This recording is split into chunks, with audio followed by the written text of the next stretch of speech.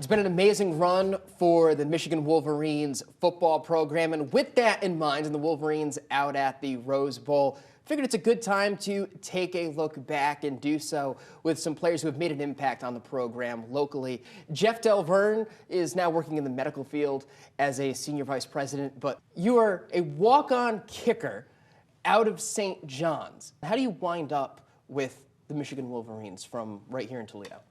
Yeah, interesting. I played for the late, great Fred Beyer at St. John's Jesuit, and the majority of the schools that were interested in me at that time were Mid-American Conference. My brother had played at Michigan State, and my dream was really to play big. Miami, Florida, there was a gentleman by the name of Rob Chudzinski that was there. He started recruiting me to Miami as a walk-on. As soon as that happened, Michigan came knocking, like, why is there someone in our backyard? Jim Herman came to St. John's and recruited me and asked me if I was willing to take a shot at myself and walk on, and the rest is history. Tom Brady, the holder.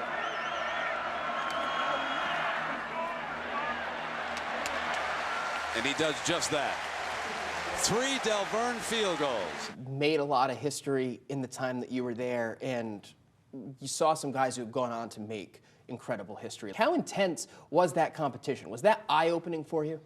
Yeah, absolutely. Everybody there was a All-American, All-State, All-Everything, and at that point we had won the national championship in '97, and then obviously you get subsequent really strong 5-star recruits to come to Michigan. And so the competition went from, I would say, 3 and 4 stars to really 5-star recruits. And so even at the kicker position, I was able to battle with a gentleman named Hayden Epstein, who was the #1 kicker in America at that time, and won the position over him in '99, and we were back and forth in '99 and 2000, similar to Tom and Drew. So the competition was real, but it really makes you kind of who you are today. What is the best memory that you have from your time playing?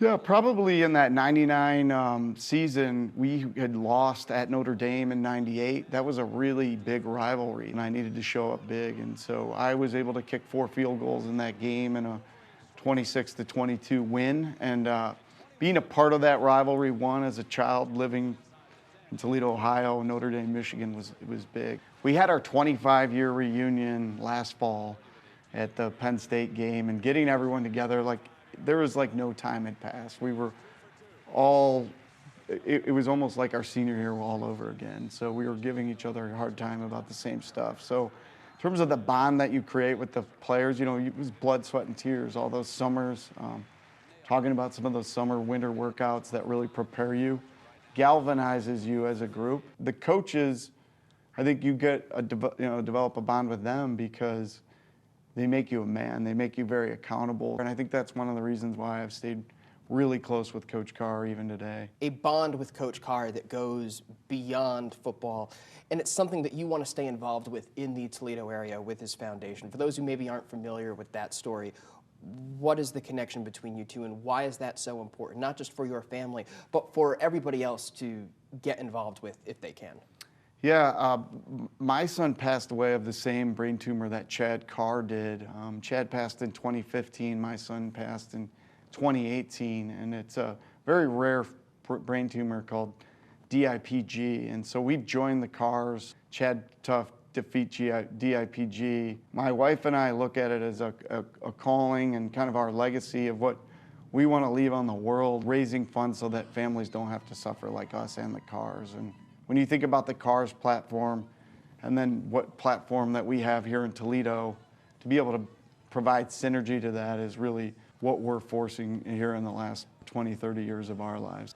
The complexion of the sport has changed a lot in the last 25 years, but the Rose Bowl has always been the game, especially for somebody out here, that if you could go and play in one, I think that would be it for everybody. This year's team has that opportunity.